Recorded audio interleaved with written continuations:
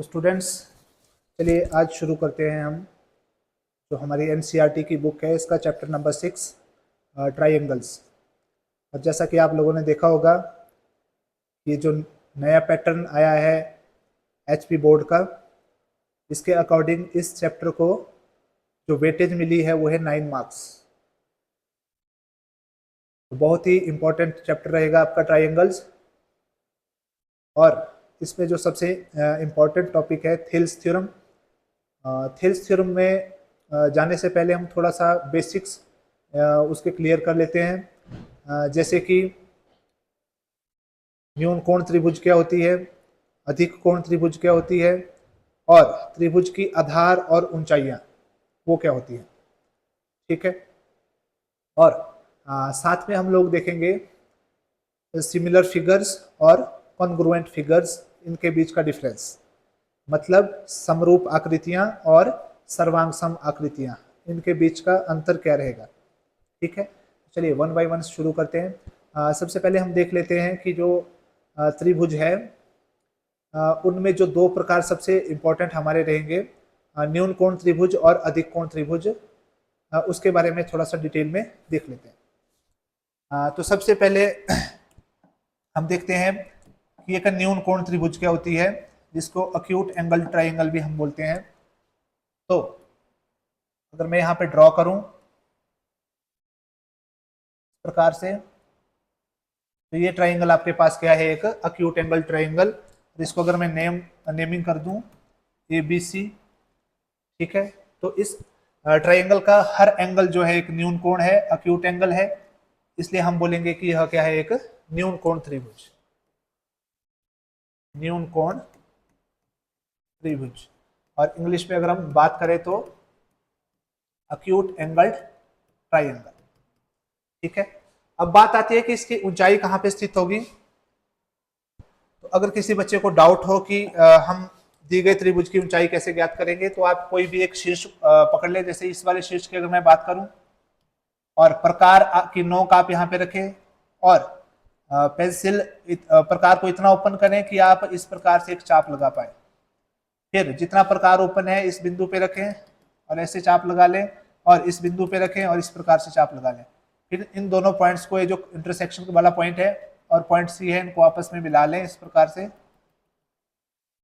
तो ये सामने वाली जो आपकी भुजा थी AB, इसको जिस बिंदु पे काटेगा उस बिंदु पे कितने अंश का कोण बनेगा, आपका 90 अंश का। तो ये आ गया आपके पास शीर्ष C से रेखा AB पर गिराया गया लंब, जिसको हम नाम देते हैं ऊंचाई, हाइट। और हिंदी में एक और नाम भी रहता है इसका, शीर्ष लंब। इसी के बेसिस पे हम क्या कर सकते हैं, इस ट्राइंगल में ये जो बाकी दो शीर्ष हैं, इससे भी हम क्या कर सकते हैं, ऊंचाइयां गिरा सकते हैं, परपेंडिकुलर ड्रॉप कर सकते हैं। कैसे, बिंदु A से वैसे ही प्रकार वाला फॉर्मूला लगा के, और इस प्रकार से 90 डिग्री, और इस C बिंदु से भी 90 डिग्री। ठीक है, तो ये आ गई हमारे पास त्रिभुज की ऊंचाइयां। और आप लोगों ने नोटिस किया होगा कि जब एक न्यून कोण त्रिभुज की बात हम लोग करते हैं, तो न्यून कोण त्रिभुज की जो ऊंचाइयां हैं वो त्रिभुज के अंदर स्थित होती हैं। तो इस पॉइंट को हम नोट कर लेते हैं कि न्यून कोण त्रिभुज की ऊंचाई त्रिभुज के अंदर स्थित होती है, अंदर स्थित होती है। The height of an acute angle triangle lies inside the triangle। ये था जो इंपॉर्टेंट पॉइंट हमारे को यहाँ पे नोट करने के लिए था। ठीक है, अब ये था आपका अक्यूट एंगल ट्राइंगल। अब सेकंड वन हम देखते हैं ऑब्ट्यूज एंगल ट्राइंगल। ये जो ऑब्ट्यूज एंगल ट्राइंगल है वो क्या रहेगा।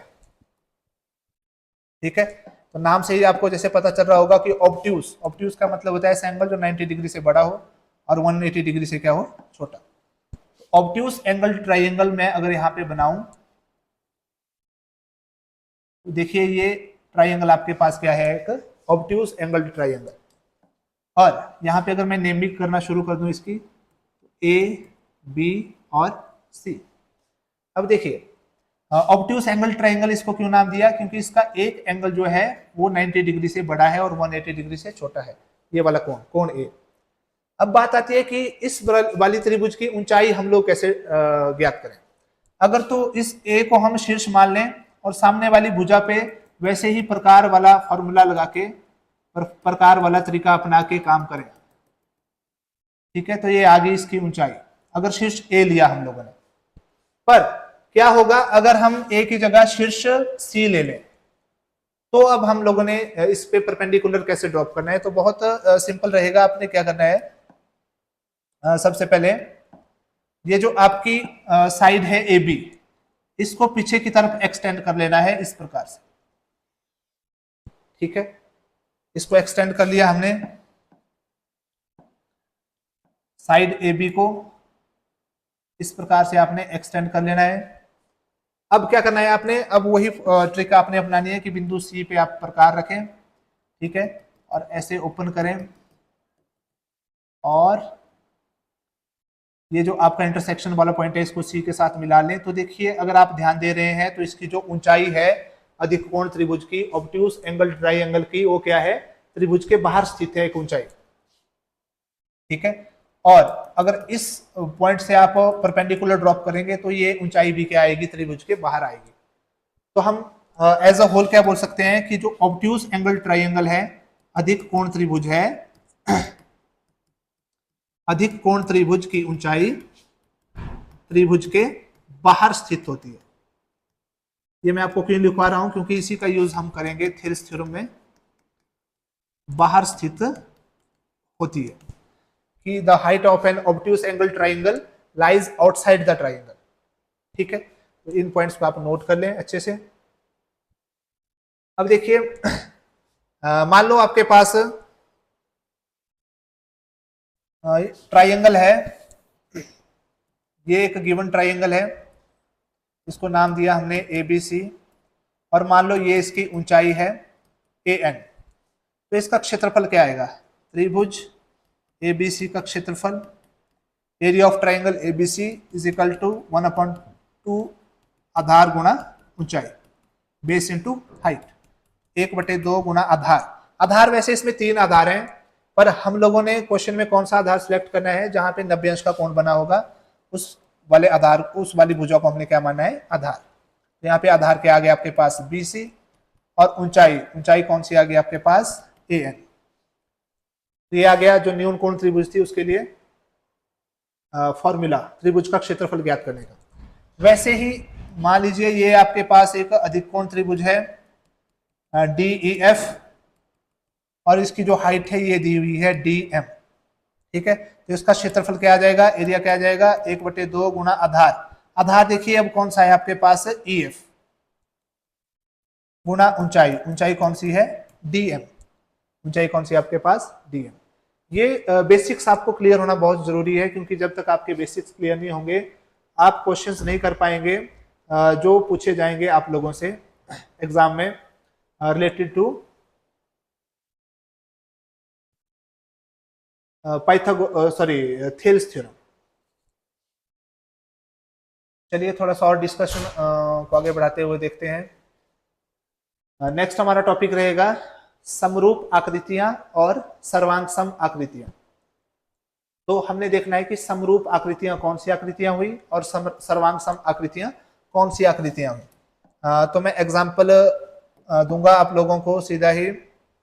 मान लीजिए एक स्फीयर से, ठीक है, ये मान लीजिए आपके पास एक स्फीयर है, और ऐसा ही एक स्फीयर और भी है, और सर्वांग सम में भी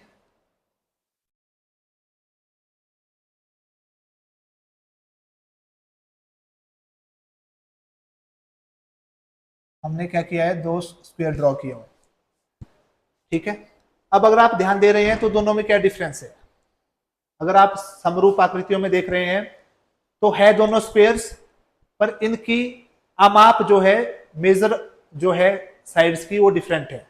यहाँ पे देखिए ये जो स्क्वायर है 15.5 का एक स्क्वायर है हमारे पास साइड वाला, और ये है 7.2 सेंटीमीटर साइड वाला एक स्क्वायर।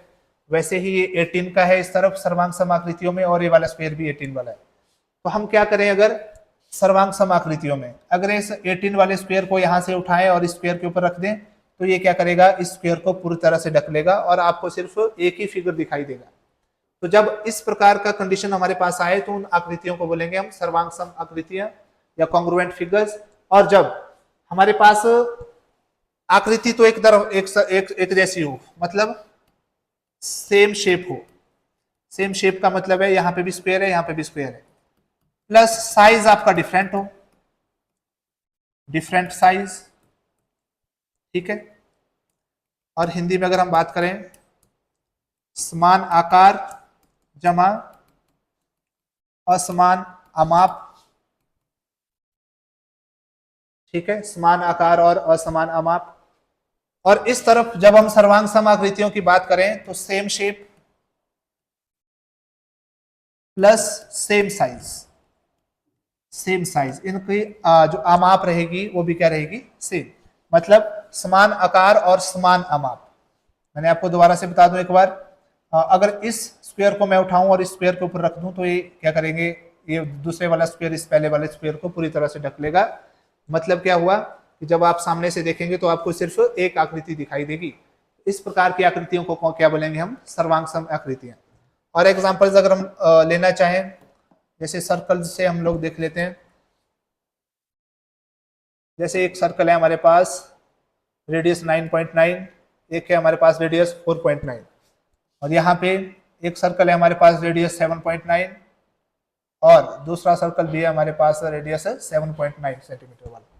तो देखिए, अगर इस सर्कल को मैं यहां से उठाऊं और इस सर्कल के ऊपर रख दूं तो ये इसको पूरी तरह से ढक लेगा, इसलिए कॉन्ग्रुएंट सर्कल्स हुए। और ये सर्कल जो है एक दूसरे को नहीं ढक पाएंगे, इसलिए कौन से हुए हमारे पास, सिमिलर सर्कल्स हुए, ठीक है। तो ये कंसेप्ट इस तरीके से आपने ध्यान में रख लेना है, बहुत ही इंपॉर्टेंट है। अब एक बहुत ही इंपॉर्टेंट एक्टिविटी है जो आप लोगों ने घर में खुद ट्राई करनी है और बहुत ही सिंपल भी है। एक्टिविटी, क्रियाकलाप भी जिसे हम लोग बोलेंगे, मैथमेटिकल। आपने क्या करना है, एक न्यून कोण बनाना है कुछ इस प्रकार से, ठीक है। दो किरणों का स्टार्टिंग पॉइंट एक ही रखना है आपने। आपको पता है जब दो किरणें एक ही बिंदु से अलग अलग दिशाओं में जाती है तो कोण बनता है हमारे पास, ये आपके पास एक न्यून कोण है, ठीक है। अब आपने करना क्या है कि जो नीचे वाली साइड है हमारे पास, इसको आप नाम भी दे सकते हैं। जैसे नाम मान लो इसको नाम दे दिया हमने ए, ये आ गया आपका एक्स और ये आ गई आपके वाई। तो दो किरणें हैं हमारे पास, कौन सी, ए एक्स और दूसरी है ए वाई। अब आपने क्या करना है, ये जो नीचे वाला हमारे पास पॉइंट्स हैं, सॉरी किरण है ए एक्स, इसके ऊपर बराबर डिवीजन में पॉइंट्स लेने हैं। जैसे एक एक सेंटीमीटर आप ले सकते हैं अपनी नोटबुक में। जैसे ये पहला पॉइंट आ गया 1 सेंटीमीटर, ये 2 पे आ गया, ये 3, 4, 5, 6, 7, कितने पॉइंट्स ले सकते हैं आप, ठीक है। अब आपने क्या करना है, जो पॉइंट नंबर, इसको नाम भी दे देते हैं, मान लो हम A1, A2, A3, A4, A5, A6, A7। अब आपने क्या करना है, ये जो 7वां पॉइंट है यहां पे आपने स्केल रखनी है और ये जो लाइन आपने दी है ए वाई, यहां से आपने क्या करना है, एक सीधी रेखा खींचनी है इस प्रकार से। ये आप इस ये जो सीधी रेखा आप खींच रहे हैं, आप यहां पे भी ज्वाइन कर सकते हैं, यहां पे भी ज्वाइन कर सकते हैं, यहां पे भी ज्वाइन कर सकते हैं, यहां पे भी, जहां भी आपकी इच्छा करे। चलो मान लेता हूं मैंने इस रेखा को यहां पे ज्वाइन कर दिया, ठीक है। जैसे मैंने इसको ज्वाइन कर लिया, इस बिंदु को नाम दे दिया मैंने, मान लो सी, ठीक है। और ये जो A7 वाला बिंदु था इसको नाम दे दिया मैंने बी, ठीक है। आपके पास एक ट्राइंगल बन गई ABC। अब नेक्स्ट स्टेप में आपने क्या करना है कि ये जो ऊपर की तरफ आपके बाकी पॉइंट्स बचे हैं, किसी भी पॉइंट से, चाहे आप इस वाले पॉइंट से, चाहे इस पॉइंट से, इस पॉइंट से, इस पॉइंट से, इससे, किसी भी पॉइंट से आपने क्या करना है, बिल्कुल इस BC के समानांतर एक रेखा खींचनी है। और आपको पता है कि दी गई रेखा के समांतर रेखाएं हम कैसे खींचते हैं। जैसे मान लो ये कोई दी गई रेखा है, इसके समानांतर हमने कोई रेखा खींचनी है, तो आपने क्या करना है, प्रकार ओपन करना है जैसे, ठीक है। और इस प्रकार से चाप लगानी है और फिर इनको आपस में जब आप मिला देंगे तो ये रेखा क्या बनेगी, एक समांतर रेखा दी गई रेखा की, ठीक है। तो सेम काम यहाँ पे करेंगे। यहाँ पे आपने प्रकार की नोक रखी और प्रकार ओपन किया, ऐसे चाप लगाई और यहाँ पे भी चाप लगाएंगे, सेम चाप। तो इन दो बिंदुओं को जब आप आपस में मिला देंगे तो आपको कुछ इस प्रकार की लाइन मिलेगी। ठीक है, तो ये जो हमारे पास अभी लाइन आई, इसके बिंदुओं को हम नाम दे देते हैं। अपनी तरफ से भी आप नाम दे सकते हैं, इसमें कोई हार्ड एंड फास्ट रूल नहीं है। जैसे डी, और इस बिंदु को नाम दे दिया हमने ई। ठीक है, तो आप लोग हैरान हो जाएंगे जब आप चेक करेंगे। सबसे पहले आपने देखनी है लंबाई एडी। ठीक है, एडी कितनी है आपके पास? एडी की लंबाई मैंने आपको सेंटीमीटर में बोला हुआ है लेने के लिए, तो ये आ जाएगी 5 सेंटीमीटर। और डीबी, डीबी देखिए 2 डिविजन है नीचे को, तो ये कितनी आ जाएगी? 2 सेंटीमीटर। तो जब आप एडी अपॉन डीबी की वैल्यू फाइंड आउट करेंगे तो कितना आ जाएगा? 5/2। तो कितना आ जाएगा? 2.5। एडी अपॉन डीबी आ गया आपके पास 2.5। वैसे ही इस तरफ को आपने देखना है एई और ईसी। तो जब आप एई का मान लेंगे कोई वैल्यू आएगी आपके पास, वैसे ही ईसी की जब आप मेजरमेंट करेंगे स्केल से तो इसकी भी कोई वैल्यू आएगी। पर जब आप एई अपॉन ईसी फाइंड आउट करेंगे तो इसकी वैल्यू भी कितनी आनी चाहिए आपके पास? 5/2। या जब आप उनको डिवाइड करेंगे हर से अंश को तो कितनी आनी चाहिए? 2.5। ये वैल्यूज डिफरेंट हो सकती है, पर डिवाइड करके आपका कितना आना चाहिए? 2.5। तो इस प्रकार से हम बोल सकते हैं कि एडी अपॉन डीबी किसके बराबर आएगा? एई अपॉन ईसी। ये जो आपकी एक्टिविटी है आपने खुद परफॉर्म करनी है, क्योंकि इस एक्टिविटी के बाद ही हम लोग स्टार्ट करेंगे आपकी नेक्स्ट प्रमेय, जिसको नाम दिया जाता है थेल्स प्रमेय, जिससे मैक्सिमम क्वेश्चन आपको एग्जाम्स में पूछे जाते हैं।